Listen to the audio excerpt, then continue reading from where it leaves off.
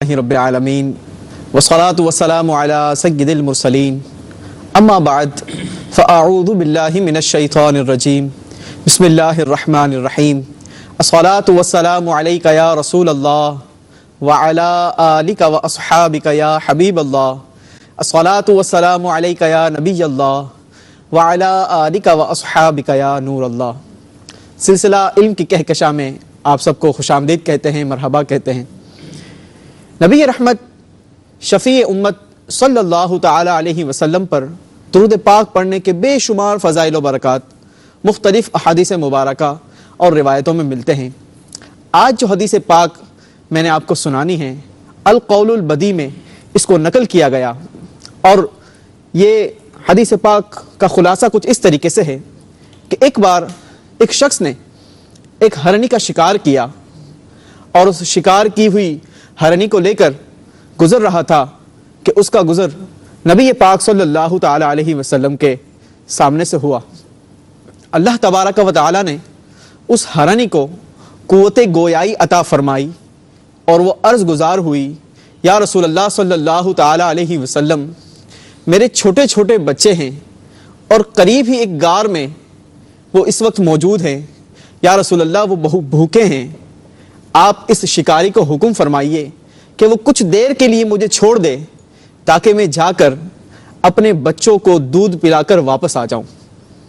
اب جب یہ فریاد ایک ہرنی نے نبی پاک صلی اللہ تعالی علیہ وسلم سے کی تو میرے آقا مدینے والے مصطفیٰ صلی اللہ تعالی علیہ وسلم نے اس ہرنی سے ایک سوال کر دیا، اور وہ سوال کیا تھا؟ وہ سوال تھا کہ اے ہرنی، اگر اس شکاری نے تجھے چھوڑ دیا اور تو چلی گئی اور جا کر واپس نہ آئی تو اس کی کیا گارنٹی ہے؟ گویا وہ عرض گزار ہوئی کہ یا رسول اللہ صلی اللہ تعالی علیہ وسلم، اگر میں واپس نہ آؤں تو مجھ پر ایسی لعنت ہو جیسی اس شخص پر لعنت ہوتی ہے جو آپ کا نام نامی اسم گرامی تو سنتا ہے مگر آپ کے نام کو سننے کے باوجود وہ درود پاک نہیں پڑھتا۔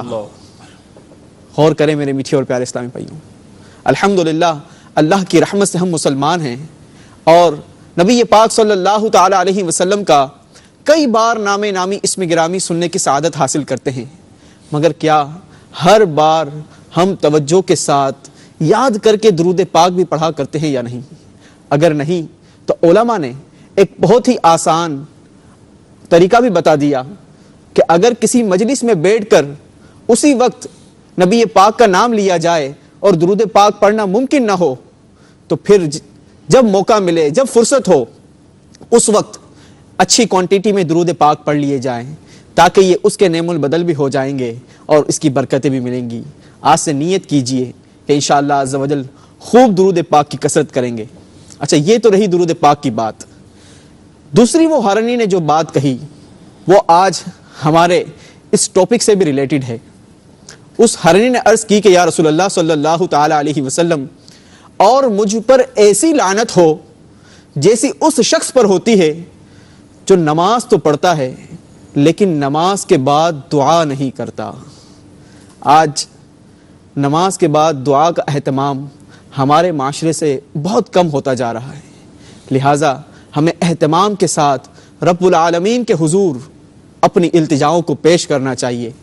اللہ تبارک و تعالی ہمیں دعاؤں کی، دعا کرنے کی، اور اپنے مسلمان بھائیوں کو اپنی دعاؤں میں یاد رکھنے کی سعادت اور توفیق نصیب فرمائے۔ آج ہمارے سلسلے کا جو ٹاپک ہے، جو موضوع ہے، وہ ہے شب برات کی اہمیت، اور اس سے متعلق پہلے ایک واقعہ سناتا ہوں۔ امیر المؤمنین حضرت سیدنا عمر بن عبدالعزیز رضی اللہ تعالیٰ عنہ ایک بار شعبان المعظم کی 15ویں رات یعنی شب برات عبادت میں مصروف تھے۔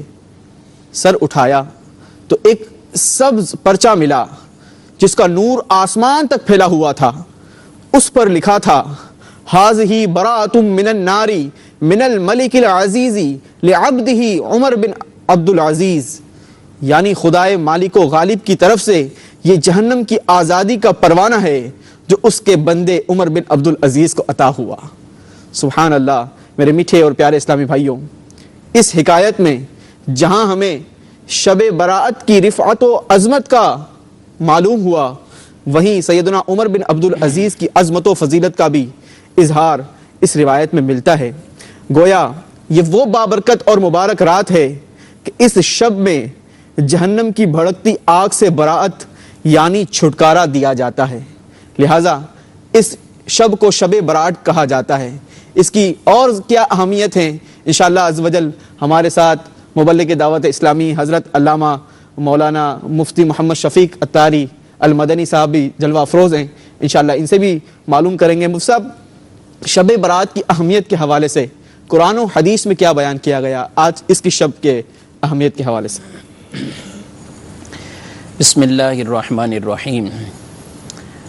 شب برات قرآن مجید فرقان حمید میں 25ویں پارے میں سورہ دخان اس کی آیت مبارکہ میں اللہ تبارک و تعالی ارشاد فرماتا ہے، حامیم والکتاب المبین انا انزلناہ فی لیلۃ مبارکۃ انا کنا منذرین فیہا یفرق کل امر حکیم۔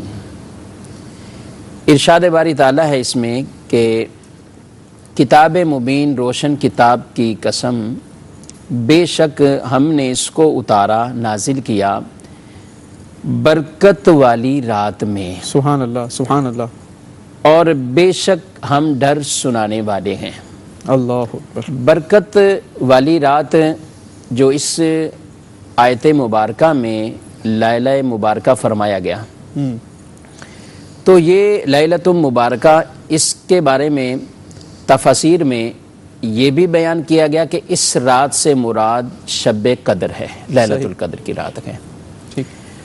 اور علماء تفاسیر نے اس کو بھی باقاعدہ صحابہ کرام علیہم رضوان کے اقوال سے بھی اور دیگر ائمہ کے اقوال سے بھی اس کو بیان فرمایا ہے کہ اس مبارک رات سے جس کو لیلہ مبارکہ فرمایا گیا ہے، اس سے مراد 15ویں شعبان المعظم کی بھی رات ہے، یعنی یہ بھی مراد لینا اس سے لیا گیا ہے۔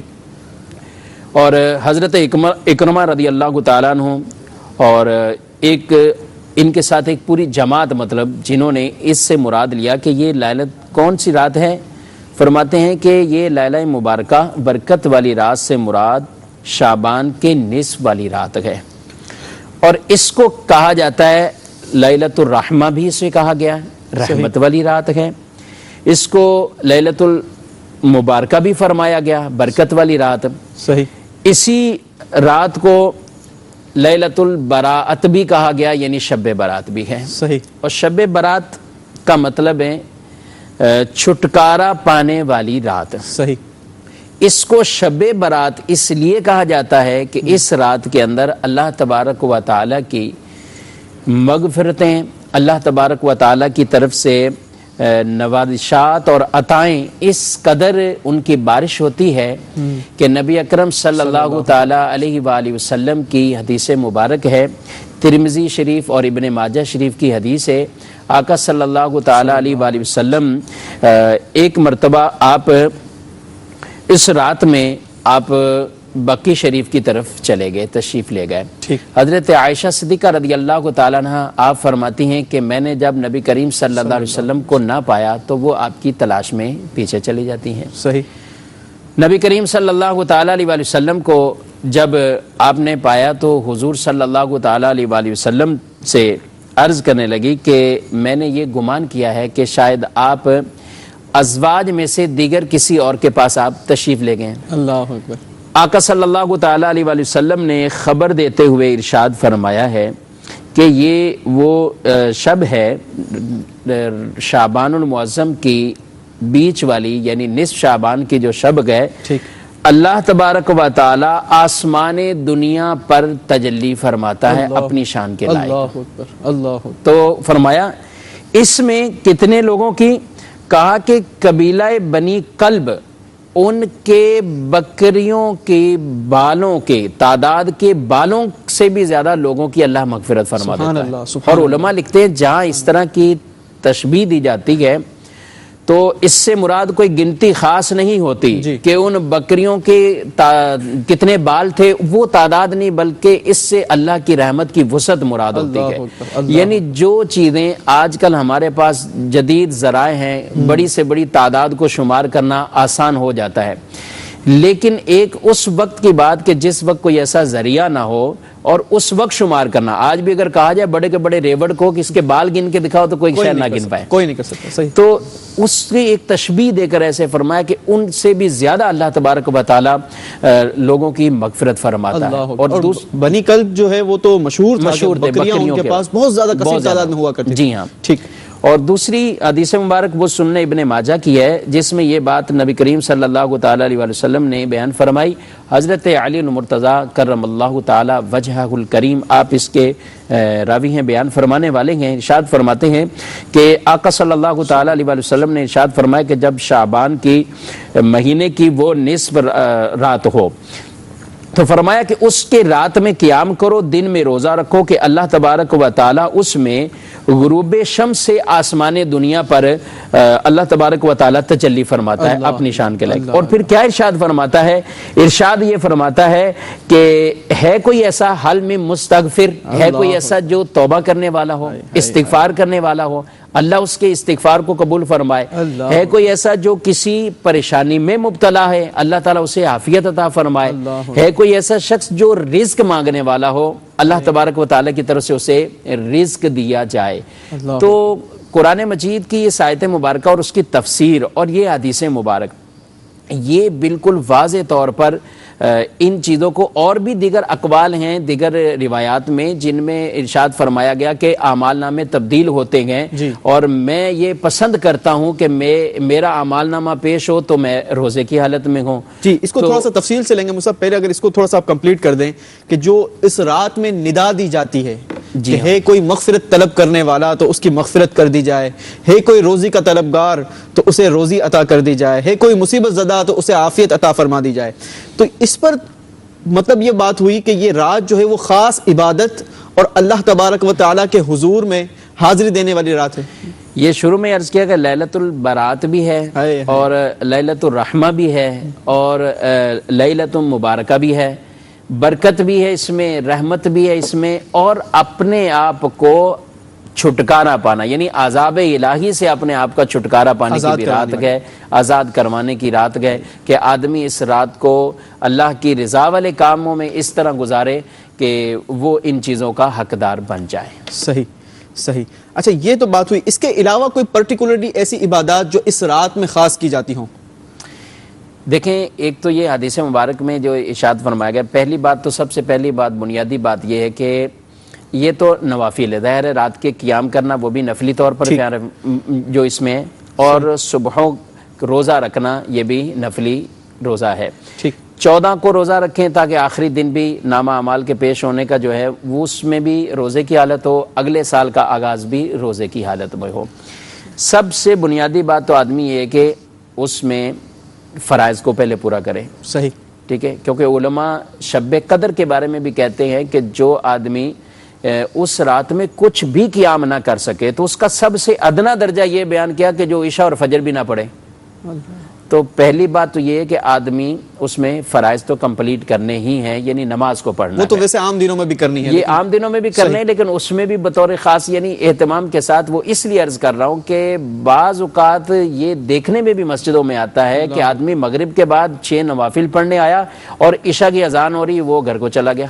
یہ کتنی بڑی بدقسمتی ہے کہ مفتی صاحب واضح طور پر احادیث مبارکہ میں اس رات کی اہمیت قرآن و حدیث میں بیان ہو گئی، اس کے باوجود بھی اب جو ہے وہ غفلت میں اس رات کو گزار دیا جائے، سوتے ہوئے گزار دیا جائے، یا اس رات کی قدر و اہمیت کو جو ہے وہ نہ سمجھا جائے۔ اور دوسری جو اصل اگر اس رات کی جسے کہیں کہ آدمی نے روح حاصل کرنی ہے، تو واقعی یہ ہے کہ جب اللہ تبارک و تعالیٰ کی طرف سے ندا دی جا رہی ہے کہ کوئی ہے استغفار کرنے والا تو آدمی توبہ کرے، ندامت اختیار کرے، توبہ کرے۔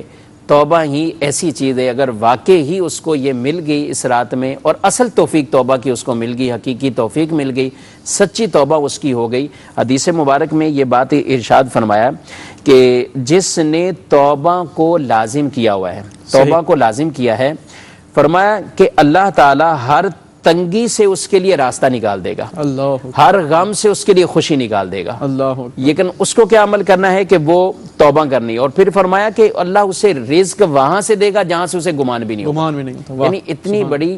اور قرآن مجید فرقان حمید میں بھی اللہ تبارک و تعالیٰ نے ارشاد فرمایا وَمَن يَتَّقِ اللَّهَ يَجْعَلْ لَهُ مَخْرَجًا، کہ جو اللہ سے ڈرتا ہے اللہ اس کے لیے راستہ پیدا فرما دیتا ہے۔ تو آدمی صحیح معنوں میں سچے دل سے توبہ ہے، اور توبہ کہتے یہی ہے کہ ایسی ندامت کے ساتھ اگر نمازیں قضا کی ہیں تو ان نمازوں کو ادا کرنے کا پکا عزم ہو، صحیح، زکاتیں رہتی ہیں تو توبہ کریں اللہ کی بارگاہ میں کہ میں جو تاخیر کر چکا ہوں اور نہیں ادا کی، اب جو واجب الادا ہیں ذمے میں وہ زکاتوں کو ادا کریں، کسی کا حق ہے تو وہ حق بھی ضرور ادا کریں۔ شہید کتنا بڑا اعزاز حاصل کرتا ہے، انعام حاصل کرتا ہے، لیکن روایات میں واضح طور پہ ارشاد فرمایا کہ شہید کے سارے گناہ معاف ہوتے ہیں سوائے قرض کے، یعنی قرض اس کو بھی کوئی معاف نہیں ہوتا۔ اور کئی شہید ایسے مقروض جن کے بارے میں روایت میں فرمایا کہ جنت کے دروازے پہ کھڑے ہوں گے، ان کے داخلے کی صورت نہیں بن رہی ہوگی، اس لیے ان کے ذمہ قرض ہے۔ اللہ اکبر، اللہ اکبر۔ تو مدنی چینل کے ناظرین ذرا ان غور کریں، چیزوں کو بہت غور کرنا ہے جی، تاکہ اصل اس رات کی ہم روح کو حاصل کر سکیں اور حقیقی معنوں میں اس کے ہم فیوز حاصل کر سکیں۔ بڑی غور طلب بات مفتی صاحب آپ نے یہ فرمائی کہ قرض لیا جاتا ہے، اچھا لیتے وقت جو ہے وہ انداز کچھ اور ہوتا ہے، ٹیون کچھ اور ہوتی ہے، پھر جب دینے کی باری ہوتی ہے تو اب جناب وہ دینے والا جو ہے وہ اب تال مٹول۔ قرض جب آدمی لیتا ہے تو اس وقت بعض کی حالت واقعی ایسی ہوتی ہے کہ جو وہ قرض نہیں لے رہا، جیسے بھیک مانگ رہا ہے، بعض اوقات ایسی بھی کیفیت ہوتی ہے، یعنی اس کو بڑی منت سماجت کر کے لینا پڑتا ہے، حالانکہ یہ رقم اس کو واپس لوٹانی ہے، یہ کوئی اس کا احسان اس طور پر نہیں ہے کہ رقم ہی اس کو مل جائے گی، ویسے ہی اس کے ساتھ تعاون ہو رہا ہے، لیکن یہ ضرور اس کا احسان ہے کیونکہ قرض دینا یہ بھی نیکی کا کام ہے، قرض دینا چاہیے اچھی نیت کے ساتھ۔ اس انداز سے قرض لینے والے کے بارے میں روایت میں فرمایا کہ وہ اگر اس نیت کے ساتھ کہ مجھے یہ ادا کرنا ہے تو اللہ تعالیٰ اس کو پھر ادائیگی پر قدرت بھی عطا فرمائے گا، اور شروع سے ہی اگر اس کے گمان میں ایسے ہے کہ بس اس کو لے کے پھنسا لینا ہے، اس کے بعد اس نے میرے چکر لگانے ہیں گھر کے اور میں نے اس کو ہنس کے ٹال دینا ہے اور اسی کو قرض حسنہ کہہ دینا۔ اب قرض حسنہ جو ہے نا وہ جدا ہو گیا، قرض حسنہ بن گیا ہے، جو آئیں قرض مانگنے کے لیے آگے اس کو ہنس کے ٹالیں گے، اور بیچارے وہ بھی اس طرح اس سے مانگ رہا ہوتا ہے اپنا پیسہ جیسے بھیک مانگ رہا ہے۔ اللہ اللہ اللہ اللہ۔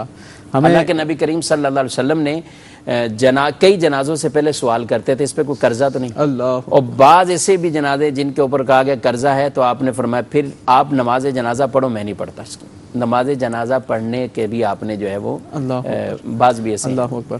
اچھا مفتی صاحب اس رات کی اہمیت اور جو آپ نے فرمایا کہ بنی کلب کے بکریوں کے بالوں سے زیادہ اللہ تبارک و تعالی اس رات میں گناہ گاروں کی مغفرت فرماتا ہے، لیکن کچھ ایسے اشخاص کے بارے میں بھی جو ہے وہ احادیث مبارکہ میں ملتا ہے کہ عمل کرنے والوں کو، ایسے گناہ کرنے والوں کو اس رات بھی بخشا نہیں جاتا۔ اگر اس پر بھی تھوڑا سا کلام فرما دیں، مثال کے طور پر شراب کا عادی ہے، ماں باپ کا نافرمان ہے، زنا کا عادی ہے، اگر استغفر اللہ، قطع تعلق کرنے والا، یہ برائی ہمارے معاشرے میں بہت زیادہ بڑھتی چلی جا رہی ہے۔ جی ہاں، بغض و کینہ رکھنا، جی، چغل خور کرنے اور یہ جو قطع تعلقی کرنے والے ہیں، جی، اور بدکاری کی معاذ اللہ عادت ہے بدکاری کرنے والے، تو یہ واقعی غور کرنے کی رات کہ جب اتنے لوگوں کی مغفرتیں ہو رہی ہیں اور پھر بھی آدمی محروم رہ جائے، تو ان گناہوں سے بھی کوئی آدمی سچے دل سے عزم مصمم کے ساتھ ایسا توبہ کرے کہ آئندہ اس کی طرف لوٹ کے نہیں جانا، تو انشاءاللہ اللہ کی رحمت سے امید ہے کہ اس کی بھی اللہ مغفرت فرمائے گا۔ یا میں صرف ایک بات کروں، بغض کینہ عموماً نفرتیں دل میں رکھ لی جاتی ہیں، حالانکہ ہوتی ہیں اور اس طرح کی پیدا۔ نبی کریم صلی اللہ علیہ وسلم نے ایک مرتبہ آپ نے فرمایا کہ یہاں سے ایک جنتی داخل ہوگا، یہ بات ارشاد فرمائی۔ صحیح۔ حضرت عبداللہ بن عمر رضی اللہ تعالیٰ عنہ، آپ کہتے ہیں کہ وہ آدمی اندر آیا، ہم نے اس کو دیکھا، تو پھر دوسری بار بھی ایک مرتبہ اس کے بارے میں فرمایا، پھر تیسری مرتبہ ارشاد فرمایا وہی شخص آیا۔ آپ کہتے ہیں میں اس کے پاس گیا اور میں نے اس سے جا کے کہا کہ آپ میرے پاس مہمان کیوں نہیں بنتے ہیں، 3 دن میرے پاس مہمان بن جائیں، تو مہمان بن گئے۔ صحیح۔ وہ 3 دن تک میرے پاس رکے، اور ان کو اتنا شوق ہے کہ یہ ان کو کیوں مہمان اپنا بنائے ہوئے تاکہ میں وہ عمل دیکھوں کہ رسول اللہ صلی اللہ علیہ وسلم کی زبان سے انہیں جنتی فرمایا گیا ہے۔ تو کہتے ہیں 3 دن میں نے دیکھا وہ رات کو سوتے تھے، صبح اٹھتے تھے، کوئی معمول میں نے ان کا نہیں دیکھا، کوئی ایسا پرٹیکولرلی امر نہیں دیکھا، یونیک ایسے کوئی الگ سے نہیں میں نے دیکھا صحیح۔ معاملہ۔ تو میں نے ان سے تیسرے دن جب وہ جانے لگے تو ان سے میں نے کہا میں نے آپ کو اس مقصد کے لیے میں نے مہمان بنایا تھا، لیکن مجھے کوئی عمل تو ایسا آپ میں نظر نہیں آیا، اللہ، لیکن کیا وجہ ہے؟ تو انہوں نے جواباً یہ کہا کہ میرے دل میں کسی بھی مسلمان کا بغض اور کینہ نہیں ہے، اللہ اکبر، شاید یہی وجہ ہے، یعنی یہی وجہ ہے کہ جس کی وجہ سے اللہ کے رسول صلی اللہ علیہ وسلم ان کے لیے یہ بات فرما دیں۔ اللہ اکبر، تو مدنی یعنی چینل کے ناظرین، کتنی بڑی یہ جی، اگر نہیں ہے تو ادھر کتنا اللہ کی بارگاہ میں اعزاز مقام ہمیں ہے۔ قطع تعلق سے بھی بچنا چاہیے۔ جی ہاں بالکل، معاذ اللہ، استغفر اللہ، اگر شراب کی عادت ہے تو اس سے بھی توبہ کر لینی چاہیے۔ ماں باپ کی نافرمانی کا معمول ہے تو اپنے ماں باپ اگر حیات ہیں تو ان سے ہاتھ جوڑ کر معافی مانگ لیجئے، اللہ کی رحمت سے انشاءاللہ عز و جل والدین ضرور کرم فرمائیں گے۔ مدنی چینل کے ناظرین کی کالز بھی ہمارے ساتھ ہوتی ہیں، چند کال لیتے ہیں۔ میں محمد فرحان اتاری باب المدینہ کراچی سے۔ اس رات قبرستان بھی جاتے ہیں، وہاں کے کچھ آداب بیان کر دیجئے، نیز عورتیں جا سکتی ہیں؟ السلام علیکم ورحمۃ اللہ وبرکاتہ۔ وعلیکم السلام ورحمۃ اللہ وبرکاتہ۔ ایک اور کال لیتے ہیں۔ میرا نام سید ارسلان ہے۔ حضور آپ سے سوال یہ عرض کرنا تھا، بعض لوگ کہتے ہیں کہ یہ رات کہیں سے ثابت نہیں، اس رات عبادت کرنا، جاگنا یہ ضروری نہیں، یہ وضاحت کر دیں اس رات کو کیا کیا جائے اور کیا کرنا چاہیے؟ السلام علیکم ورحمۃ اللہ وبرکاتہ۔ چلیں، اس کی وضاحت تو پہلے ہماری ماشاءاللہ قرآن و حدیث سے مفتی صاحب نے بڑی تفصیل سے بتائی ہے۔ مفتی صاحب دوسرے سوال کا جواب دے دیں کہ قبرستان جانا یہ بھی ایک معمول دیکھا جاتا ہے اور بڑے اہتمام کے ساتھ بہت بڑی تعداد میں مسلمانوں کی تعداد جو ہے وہ قبرستان کا رخ کرتی ہے، اور تقریباً سال میں دیکھا گیا کہ ایک دو موقعوں پر ہی جاتے ہیں۔ تو کب قبرستان جانا چاہیے؟ اس رات میں خاص طور پر کیوں قبرستان جایا جاتا ہے؟ اس پر بھی کچھ دیکھیں، قبرستان میں تو آدمی کو وقتاً فوقتاً جاتے رہنا چاہیے، بلکہ بعض ایام کے بارے میں واضح طور پر ارشاد فرمایا ہے کہ ان میں جانا اور زیادہ افضل ہے، یعنی جانا چاہیے۔ ان میں جیسے جمعرات ہے، جمعہ ہے، ہفتہ ہے، یہ ایام پیر بھی فرمایا گیا کہ ان میں افضل ہے، جانا چاہیے۔ والدین کی قبر پر ہر جمعے کو اگر ممکن ہو تو زیارت کے لیے جانا چاہیے، ان سے اہل قبر کو انسیت ہوتی ہے۔ صحیح۔ نبی اکرم صلی اللہ علیہ وسلم نے واضح طور پر یہ بات ارشاد فرمائی کہ میں نے تمہیں قبروں کی زیارت سے منع کیا تھا، اب تم زیارت کرو۔ صحیح۔ کیوں؟ فرمایا کہ یہ دنیا سے بے رغبتی دلاتی ہیں اور آخرت کی یاد دلاتی ہیں۔ اللہ اکبر۔ قبرستان جانے کا مقصد بھی آدمی کا یہ ہو کہ دنیا سے آدمی کی بے رغبتی پیدا ہوتی۔ کس انداز سے؟ جب وہ قبرستان جائے اور اس کے مقاصد کو سامنے رکھتا ہوا دیکھے کہ یہ وہ قبر ہے، فلاں کی قبر ہے، یہ میرے چاہنے والے تھے، یہ دوست تھے۔ ہم عموماً اپنے عزیزوں کی قبریں ساتھ ساتھ ہی ہوتی ہیں، جی، تو اس میں یہ دیکھتے ہیں کہ یہ ماموں مدفون ہیں، تو یہ چچا ہے، یہ خالہ ہیں، یہ پھپھی ہیں، یہ وہ ہیں، یہ سب مطلب اقربا ہوتے ہیں بعض اوقات، جی، تو اپنے بہن بھائی بھی ہوتے ہیں۔ تو جب اتنے قریب والے وہ ہیں، وہ بھی ہماری طرح اس دنیا میں پہلے بڑے شان و شوکت کے ساتھ تھے، لیکن آج وہ من و مٹی کے نیچے ہیں۔ یہ آخرت کی یاد لینی ہے کہ ہمیں بھی یہیں آنا ہے۔ لیکن آج کل تو مفتی صاحب معمولی کچھ اور ہے۔ اگر کسی کی تدفین کے لیے بھی گئے ہوئے ہیں تو وہاں پر بھی موبائل فون بھی چل رہا ہے، کاروبار بھی چل رہا ہے، ہنسی مذاق بھی ہو رہا ہے، کسی کی غیبت چغلی بہتان وغیرہ بھی چل رہی ہے۔ تو یہ ایک عجیب سا ماحول ہے۔ حالانکہ ہمارے اسلاف کا یہ انداز ہوا کرتا تھا کہ جب وہ قبرستان جایا کرتے تو اس قدر زار و قطار رویا کرتے، اور وہ اس لیے رویا کرتے کہ مرنے والے کے غم میں نہیں بلکہ جو ہے وہ خود اپنی موت کو یاد کر کے روتے۔ آپ نے بڑی توجہ اچھی دلائی کہ قبریں ہمارے سامنے ہوتی ہیں، تایا کی قبر ہے، ماموں کی قبر ہے، پھوپھا کی قبر ہے، بڑے بھائی کی قبر ہے، والد صاحب کی قبر ہے، اس کے باوجود بندہ جو ہے وہ غفلت کا شکار ہوتا ہے۔ جی ہاں، یہ اصل میں جنازوں میں، بلکہ پہلے فقہا جو پہلے متقدمین ہیں بہت پہلے، یعنی اس وقت تو نماز جنازہ کے ساتھ بالکل ایسے غم والی کیفیت میں اور اپنی آخرت کو یاد کرتے ہوئے جاتے تھے۔ اب جب یہ لوگوں میں مشہور باتیں عام ہو گئی کہ لوگ باتیں کرتے ہیں، تو پھر فقہا نے یہ اجازت دی کہ اب جنازے کے ساتھ جاتے ہوئے ذکر بھی کر لیا کریں۔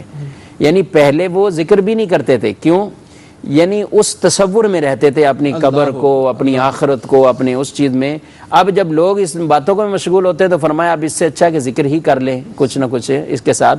بہرحال قبرستان کے آداب میں سے تو یہ باتیں چند تو آداب وہ ہوتے ہیں کہ جن کا خیال رکھنا واجب ہے، بہت ضروری ہے. وہ اہل قبر کے کئی حقوق اور حق کیسے ہوتے ہیں. قبرستان جب آدمی جاتا ہے تو کوشش کرے کہ پہلے اپنے گھر سے 2 رکعت نماز نفل پڑھے اور پھر قبرستان کی طرف روانہ ہو. اب جب قبرستان جائے تو وہاں کا ایک ادب یہ ہے کہ جوتے اتار دے، اگر اس کے لیے ممکن پاسبل ہو تو وہ اتار دے.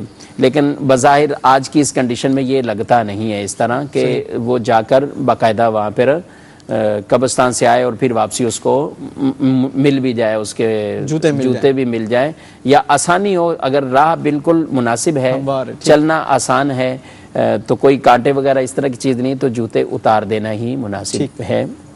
دوسرا یہ ہے کہ وہاں جب جائیں تو لا یعنی فضول باتوں میں نہ ہو. اگر تو دینی باتوں میں کوئی مصروف ہے، کوئی دین سکھا رہا ہے یا سمجھا رہا ہے یا سمجھ رہا ہے، یا کسی کو نصیحت کر رہا ہے، امر بالمعروف کر رہا ہے، تو اس طرح کی باتیں کر رہے ہیں تو پھر بھی بہتر ہے. یہ باتیں تو بہتر ہیں، لیکن فضول باتوں سے، اور وہ جو آپ کہہ رہے ہیں کہ معاذ اللہ بالکل ہی آدمی ایک دوسرے کے عیوب اچھالنے میں لگا ہوا ہے، کاروبار والے کاروبار کے اندر مصروف رہتے ہیں، وہ تو یہ تو قبرستان کی زیارت کرنے جا رہے ہیں، جو عام قبروں کو دیکھنے جا رہے ہیں. حالت یہ ہوتی جب سامنے میت جنازہ ہے اس وقت بھی باز نہیں آتے ان چیزوں سے، تو پھر قبرستان میں تو ان چیزوں کو سامنے رکھے. دوسرا یہ کہ کسی کی قبر پر پاؤں نہ آئے. جی یہ میں آپ سے سوال بہت کرنے ہی والا اہم بات چیزیں آداب کے زمرے میں آتی ہیں، ٹھیک ہے، لیکن یہ کہ قبر پر چلنا، قبر پر پاؤں رکھنا یہ ناجائز ہے، اس کی اجازت نہیں ہے. اور اچھا اگر مفتی صاحب قبر ہی بہت زیادہ اندر ہے کہ بغیر قبر کے پاؤں پھلانگ کر جائے، وہ ممکن ہی نہیں ہے عزیز و اقارب کے قبر تک پہنچنا، دیکھیں تو اگر کیا وہاں تک پہنچنا ضروری ہے؟ قبرستان میں آپ چلے گئے تو سنت کی ادائیگی تو ہو جائے گی.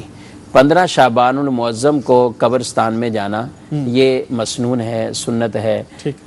شب کو جائیں تو سنت کی ادائیگی ہو جائے گی، چاہے قبرستان آپ عام مسلمانوں کی قبرستانوں میں چلے گئے، ٹھیک ہے. اب اپنے مرحومین کی قبروں پر تو بالکل وہاں بھی اگر ممکن ہو تو وہیں جانا چاہیے. اور اس کے لیے یہ بھی کہ اپنے قبر والے کی طرف چہرہ کرے، اس کی پیٹھ قبلے کو ہو جاتی، چہرہ اس کی طرف کرے، اس سے بھی اس کو انسیت ملتی ہے. اگر ممکن ہو وہاں جگہ ایسی ہے، اور جس کا قبر تک پہنچنا بھی کوئی بیچ میں گناہ کیے بغیر یہ پہنچنا ممکن ہے تو پھر ایسا ہی کرے، پھر پہنچا جائے. اچھا لیکن اگر قبروں کو پھلانگنا ہے، قبروں پر چڑھنا ہے تو پھر ناجائز. ٹھیک. مدنی چینل کے ناظرین کی بھی کال اسی موضوع سے ریلیٹڈ ہے تو وہ بھی شامل سلسلہ کر لیتے ہیں. السلام علیکم ورحمۃ اللہ وبرکاتہ. وعلیکم السلام ورحمۃ اللہ وبرکاتہ. ماشاء اللہ عز و جل، علم کی کہکشاں مدینہ. میرا مفتی صاحب سے سوال یہ ہے، قبروں پر پانی ڈالنا کیسا؟ جواب ارشاد فرما دیں، جزاک اللہ خیرا. آمین آمین. ایک اور کال دیتے. میرا نام فیصل ہے. میرا سوال یہ ہے کہ قبروں پر چادر چڑھانا کیسا اور پھول ڈالنا کیسا؟ جی مفتی صاحب، قبر پر پانی ڈالنا، چادر ڈالنا، پھول ڈالنا ایک ہی اس میں؟ یہ قبرستان میں لے کے چلے گئے، شب برات کے معمولات ہی ہیں یہ سارے، تو انشاءاللہ اس میں مفید ہوں گے. قبروں پر پانی، پہلے جو میں عرض کر رہا تھا پاؤں رکھنے کے حوالے سے، یعنی اس کا اندازہ اس سے لگائیں کہ حدیث پاک میں یہ ارشاد فرمایا اور نبی کریم صلی اللہ علیہ وسلم نے اپنے بارے میں ارشاد فرمایا. صحیح. اب ذرا غور کیجئے گا، اگر میں کہتا ہوں آقا صلی اللہ تعالی علیہ وسلم کا قدم شریف اگر کسی امتی کے سینے پہ پڑ جائے تو اس کے تو وہ شعر بھی ہے، رکھ دو سینے پہ ذرا تم پہ کروڑوں درود. جی تم پہ کروڑوں درود. تو لیکن آقا صلی اللہ علیہ وسلم نے ہماری تعلیم تربیت کے لیے کتنی واضح یہ بات ارشاد فرمائی کہ مجھے آگ کی چنگاری، تلوار کی دھار اور پاؤں جو ہے جوتے کے اندر ہی سی دیا جانا، یہ اس سے زیادہ پسند ہے کہ کسی مسلمان کی قبر پر آئے. اللہ اکبر. اللہ بات آگ کی چنگاری پر. ایک روایت میں یہ ہے کہ اگر کوئی شخص ایسے بیٹھا ہوا ہے کہ کسی اس آگ پر بیٹھے، آگ اس کے کپڑوں کو جلا دے، پھر آگ اس کے جسم تک، اس کی کھال تک پہنچائے، یہ اس سے زیادہ بہتر کہ قبر پر بیٹھ جائے وہ شخص. تو اس لیے قبر پر نہ بیٹھنا ہے، نہ قبر پر پاؤں رکھنا ہے. اور کیونکہ میت کو بھی اذیت ہوتی ہے جس طرح زندوں کو اذیت ہوتی ہے.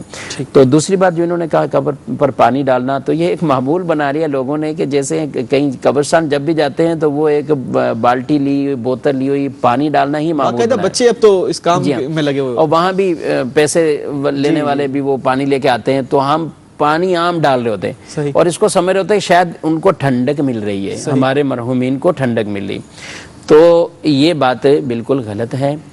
بلا وجہ پانی ڈالنا یہ اسراف ہے، اس سے بالکل بچنا ہے. اگر تدفین کی ہے تو تدفین کے بعد تو پانی مسنون ہے تاکہ مٹی جم جائے. اب پھر آپ کبھی گئے ہیں، مٹی اگر اکھڑی ہوئی ہے، منتشر ہے، یا آپ نے نئی مٹی وہاں ڈالی ہے، پھر پانی ڈال دیں. اگر پودے وغیرہ لگے ہوئے ہوں، لیکن اگر کوئی ایسا یعنی کوئی وجہ نہیں ہے، خاص وجہ نہیں ہے، تو پھر اس کے اوپر جو ہے وہ بالکل بھی پانی نہ ڈالا جائے. اور ایسی ہی کیفیت ہوتی ہے عموماً. اور اس کی جگہ جو اصل کام ہے، تر شاخ لگا دیں. ٹھیک ہے، تر شاخ لگا دی. پھولوں کی پتیاں، جیسے یہ سوال کر رہے ہیں کہ پھول ڈالنا کیسا ہے، تو پھولوں کی پتیاں آپ ڈالیں قبروں پر، انشاءاللہ تر رہیں گے. ان کی تسبیحات سے میت کو سکون پہنچے گا اور میت کو اس سے انسیت ملے گی. جب تک تر رہیں گی انشاءاللہ اس سے فائدہ ملتا رہے گا. اچھا مصطفیٰ، اگر قبر پہ کوئی پودا لگا ہوا ہے، کوئی ایسا ہے، تو اس پر پانی ڈال سکتے ہیں؟ پھر اس مقصد کے لیے تو پانی ڈالا جا سکتا ہے، لیکن قبر پر پودے لگانے کا ایک الگ سے معاملہ ہے. یعنی کیونکہ یہ جب بڑے ہوں گے تو پھر اس کے ساتھ قبر کے معاملات ہیں. ٹھیک ہے مفتی صاحب. اچھا مفتی صاحب، ایک اور کال لیتے ہیں ہمارے سلسلے میں. مجھے آپ کا پروگرام بہت زیادہ ہی میرے دل کو بھاتا ہے. اللہ تعالیٰ آپ کو ایسے اور پروگرام کرنے کی توفیق عطا فرمائے. السلام علیکم ورحمۃ اللہ وبرکاتہ. وعلیکم السلام ورحمۃ اللہ وبرکاتہ. ایک اور کال دیجیے. میرا سوال یہ ہے کہ 14 شعبان میں مرحومین کی عید کہا جاتا ہے، کیا یہ ٹھیک ہے؟ 14 شعبان کو مرحومین کی عید کہا جاتا ہے. 14 شعبان المعظم ان کو فوت شدہ مرحومین کی عید کا مردہ عید کہتے ہیں اس کو بعض لوگ. تو اس کا کوئی تصور شرعی طور پر نہیں ہے. یہ بے اصل بات ہے. مرحومین کے لیے کوئی اس کو عید نہیں کہتے. البتہ مرحومین کے لیے یہ کہ جیسے منقول ہے کہ کئی راتوں میں ہمارے فوت شدہ افراد اپنے گھروں کو واپس آتے ہیں اور وہ گھر والوں سے تقاضا کرتے ہیں کہ آپ ہمیں کوئی ایصال ثواب کریں، ہمارے لیے صدقہ کریں، ہمارے لیے نیکی کریں. ان میں سے ایک رات شب برات کی بھی ہے کہ اس میں بھی گھروں کو وہ روحیں لوٹتی ہیں، گھروں کو آتی ہیں. تو اس لیے اپنے مرحومین کو بھی یاد رکھنا چاہیے، ان کو بھی ایصال ثواب کرنا چاہیے، ان کی طرف سے صدقہ کریں، ان کی طرف سے کوئی ایسی نیکیاں کریں. تو دوسری ایک اور پیچھے سوال لے گیا تھا، ایک بھائی نے کہا چادر قبروں پر ہم چڑھا لیں. چادر، تو چادر عام قبروں پر اس کی اجازت نہیں ہے. چادریں یہ اولیاء صالحین کی قبروں پر جن اس لیے چڑھائی جاتی ہیں تاکہ لوگوں کے دلوں میں ان کی ایک اہمیت بیٹھے، عزت بیٹھے، اور جس کی وجہ سے وہ قریب آئیں، کوئی فاتحہ خوانی کریں. دوسرا یہ کہ بے ادبی سے بچے رہیں، اس طرف ان کو جو ہے وہ ڈالی جاتی ہے. لیکن عام قبروں پر اس کی اجازت نہیں ہے. پھول پتیاں سب کی قبروں پر ڈالیں، یہی طریقہ. تر شاخیں لگا دیں، تر شاخیں ڈالیں. نبی کریم صلی اللہ علیہ وآلہ وسلم جن 2 قبروں کے پاس سے گزرے، آپ نے دیکھا تو فرمایا کہ ان 2 قبر والوں کو وہ عذاب میں تھے. تو اس کے بعد آپ صلی اللہ علیہ وسلم نے ایک شاخ کو لیا، اس کو توڑا اور ایک ادھر لگا دی اور ایک ادھر، اور فرمایا جب تک یہ تر رہیں گی ان سے عذاب میں تخفیف ہو جائے گی. سبحان اللہ. تو یہ اسی سے علماء فرماتے ہیں کہ تر شاخ کو لگا دیا یا پتیاں ڈال دیں تو کوئی اس طرح کی چیزیں، اس سے انسیت پیدا ہوتی ہے. ایک بات اس کے تحت مفتی احمد یار خان نعیمی علیہ رحمہ نے بہت خوبصورت بات لکھی. آپ فرماتے ہیں تر پتیوں سے اگر قبر والے کو انسیت مل رہی ہے، تر شاخ سے ملی ہے انسیت، اور عذاب دور ہوگا.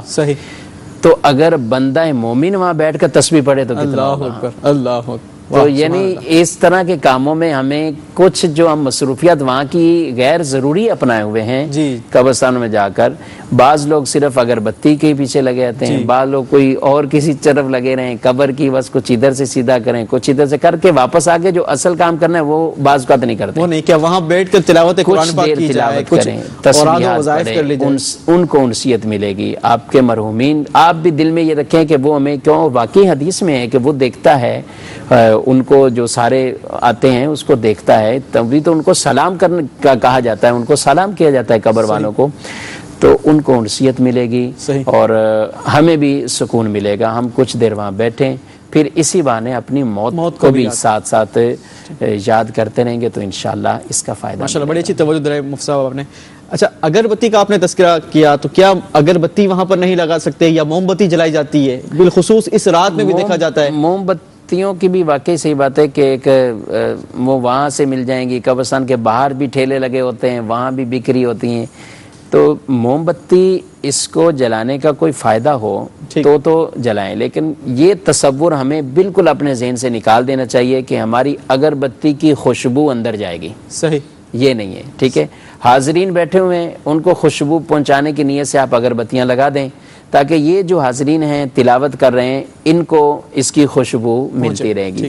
اسی طرح اگر آپ کو وہاں لائٹ کی ضرورت ہے، اپنے موم بتی لگانی ہے، تو اس کے لیے یہ ہے کہ آج کل تو اس کی تقریباً اکثر جگہوں پر ضرورت نہیں ہوتی، یعنی راستے بھی ہیں، اہتمام ہیں، گورنمنٹ کی طرف سے لائٹیں لگی ہوئی ہیں، یہ بھی اہتمام ہوتے ہیں، عام روشن ہوتے ہیں، کبھی رات بھی ایسی چاندنی ہوتی ہے کہ اس کی روشنی سے کوئی ہدایت نہیں پا رہا، یعنی راستہ نہیں دیکھ رہا، نہ کوئی اس کو دیکھ کر کلام پاک پڑھ رہا ہے، موبائل تقریباً سب کے پاس، ٹارچیں موجود ہیں، آرام سے راستہ بھی مل جائے گا، سب چیزیں، لیکن اس کے باوجود یہ تصور کہ ہمیں 10-12 یہ لگانی ہیں، یہ ٹھیک نہیں ہے۔ صحیح۔ اچھا، میں ایک اور عرض بھی کر دوں، ایک ہمارے وہ بھائی نے جو سوال کیا تھا نا کہ کچھ کہتے ہیں کہ یہ ثابت نہیں ہے رات یہ وہ، تو اختصاراً تو میں نے عرض کر دیا کہ جس طرح تفاسیر میں جو حدیث مبارک کے اندر اس کی واضح طور پر ارشاد فرمائے، ذرا غور کریں قرآن مجید فرقان حمید کو اگر ہم پڑھیں تو جگہ جگہ ارشاد باری تعالیٰ ہے کہ فَاذْكُرُوا اللَّهَ قِيَامًا وَقُعُودًا وَعَلَىٰ جُنُوبِكُمْ،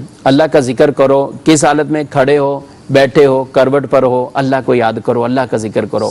یا ایھا الذین آمنوا اذکروا اللہ ذکرا کثیرا وسبحوہ بکرۃ واسیلا، صبح و شام اللہ کی تسبیح بیان کرو۔ ہمارے اسلاف کا یہ طریقہ رہا ہے، یعنی اگر کوئی آج نوافل پڑھنے آئے تو بعض لوگ اس کو بہت کہتے ہیں تو یہ ثابت کہاں سے ہے؟ اچھا، یہ قیام کرنا کہاں سے ثابت ہے؟ یہ کہاں سے؟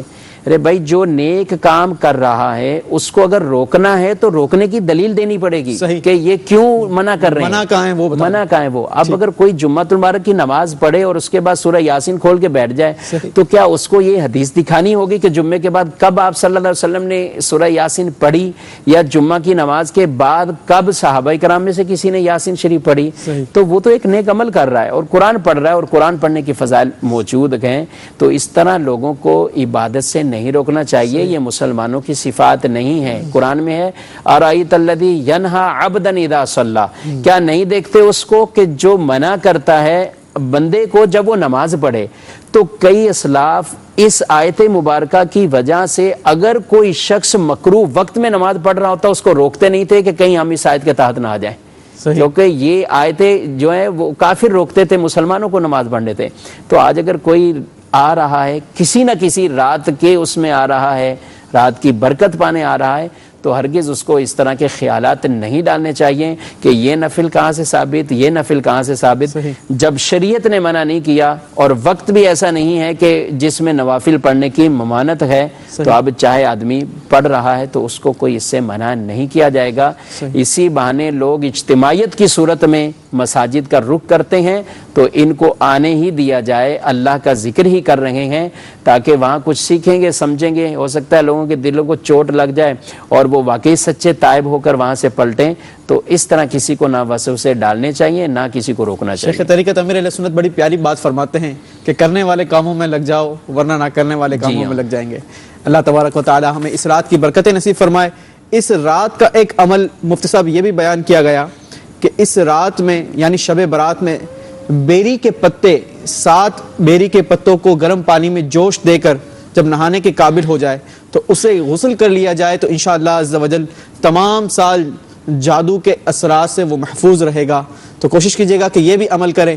مفتی صاحب مغرب کے بعد 6 نوافل ادا کیے جاتے ہیں تو وہ جی یہ بھی بیان کیجیے گا کہ یہ 6 نوافل جو پڑھے جاتے ہیں مغرب کے بعد. جی ہاں، بزرگوں کا ایک طریقہ رہا ہے کہ مغرب کی نماز سے بزرگوں سے منقول ہے کہ یہ 6 نوافل، اور آج الحمدللہ تقریباً جگہ بجگہ مساجد کے اندر اس چیز کا اہتمام ہوتا ہے کہ مغرب کی نماز کے بعد 6 نوافل. بلکہ قبلہ امیر اہل سنت نے تو بہت پیارا لکھا ہے کہ عصر کی نماز سے ہی اعتکاف. اور ہمارے الحمدللہ دعوسامی کے مراکز میں جو اور بھی مساجد ہیں، رسول کی جو مساجد ہیں اس میں اہتمام کیا جاتا ہے الحمدللہ بڑے اہتمام کے ساتھ آتے ہیں تاکہ نامہ اعمال کی تبدیلی کا جو سال کا آخری لمحہ ہے وہ بھی مسجد میں اعتکاف کے ساتھ گزرے.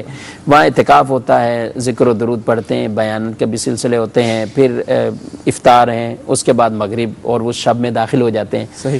تو نماز پڑھیں مغرب کی نماز کے بعد پھر آگے وہ 6 نوافل ہیں. اور خواتین اپنے اپنے گھروں پر اس کا اہتمام کر سکتی ہیں. اور اس کی ترتیب بڑی پیاری ہے، خوبصورت سی ہے کہ 2 رکعت جو پڑھی جاتی ہے وہ درازی عمر بالخیر کے لیے ادا کی جاتی ہے. پھر جو 2 رکعت پڑھی جاتی ہے وہ بلاؤں سے حفاظت کے لیے، اور پھر جو 2 رکعت کی نیت کی جاتی ہے کہ اللہ تبارک و تعالیٰ اپنے سوا کسی کا محتاج نہ فرمائے. تو سال کے ابتدا میں ہی، یعنی اگر نامہ اعمال آپ کا جو ہے وہ چینج ہو رہا ہے تو پہلے ہی پیج میں شروع کے ہی لمحات میں ماشاءاللہ اللہ تبارک و تعالیٰ کی بارگاہ میں اس طریقے سے 2 کر کے یہ نوافل ادا کیے جائیں تو ماشاءاللہ کیا ہی بات ہے. اس کا ضرور اہتمام کرنا چاہیے. مفتی صاحب اس کے علاوہ نوافل ہیں اور کوشش کرنی چاہیے کہ ان کو اہتمام کے ساتھ پڑھنا چاہیے. گھروں پہ خواتین اپنے اپنے گھروں پر رہتے ہوئے بغیر جماعت کے ان نماز کو جو ہے وہ ادا کریں. صحیح. مدنی چینل کے ناظرین، بتایا جا رہا ہے کہ سلسلے کا وقت اپنے اختتام پر ہے. بڑی ہی بابرکت اور بڑی ہی رحمت بھری رات ہے، لیکن ساتھ ہی ساتھ بڑی ہی نازک رات بھی ہے. چونکہ غنیت الطالبین میں ہے کہ بہت سے کفن دھل کر تیار رکھے ہوتے ہیں مگر کفن پہننے والے بازاروں میں گھوم پھر رہے ہوتے ہیں. کافی لوگ ایسے ہوتے ہیں کہ ان کی قبریں خود کر تیار ہو چکی ہوتی ہیں مگر ان میں دفن ہونے والے خوشیوں میں مست ہوتے ہیں.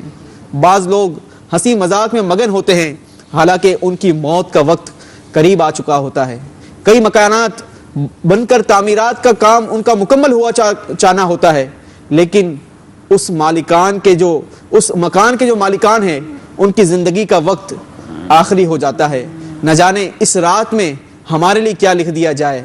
لہٰذا اس رات کا بھرپور طریقے سے اہتمام کیجیے اور اللہ تبارک و تعالیٰ کی جناب میں عبادت میں گزاریے.